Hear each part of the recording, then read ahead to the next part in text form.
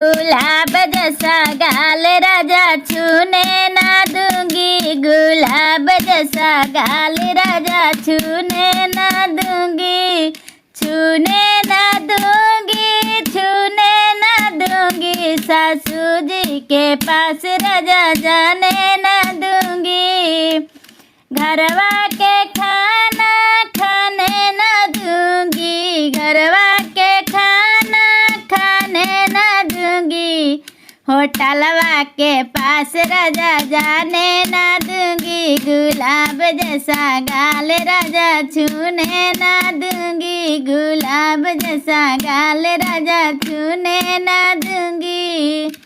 गोतिनिया के पास राजा जाने ना दूंगी, गोतिनिया के पास राजा जाने ना दूंगी,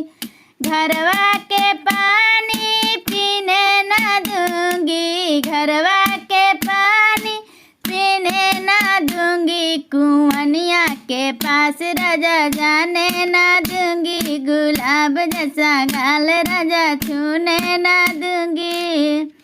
छूने ना दूंगी, छूने ना दूंगी, गुलाब जैसा गाल राजा छूने ना दूंगी, ननदिया के पास राजा जाने ना दूंगी।